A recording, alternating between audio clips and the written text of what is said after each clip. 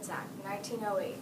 During the 17th and 18th centuries, criminal law treated children and adults alike. The Juvenile Delinquents Act, the JDA, changed that, providing for special courts for children and an informal juvenile justice system, separate from the adult system. The guiding principles of the JDA were that youth who committed crimes were not criminals, but rather misguided children in a condition of delinquency. Children were not to be punished, but they were to be treated.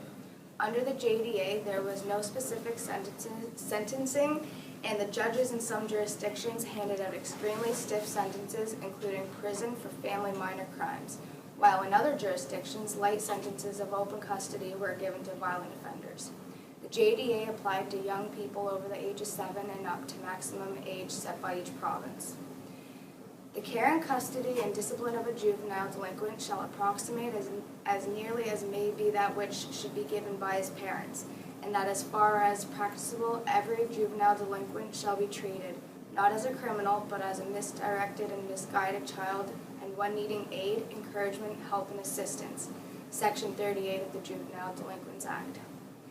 Since court decisions were not to be measured against the seriousness of the offense, but against the needs of the young offender, a variety of sentences were available under the JDA, ranging from an absolute discharge to being made a ward of the state and being placed in training school until the age of 21. Sentences were also often of an indeterminate length. The intention of the act was to provide a broad net to capture a wide variety of youth and family problems. The challenge for the judges was to create a resolution that was responsive to the needs and the circumstances of the young person before them. Why was the Juvenile Delinquents Act replaced by the Young Offenders Act? The Juvenile Delinquents Act had a different point of view about youth in the law than the Young Offenders Act did.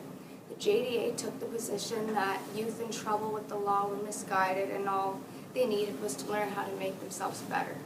The state was to act as a loving parent who would give them the help and supervision to mend their ways. They were not thought of as criminals, nor were they held responsible for their behavior. The public, however, felt that older youth should be held responsible for their actions. I'm crazy.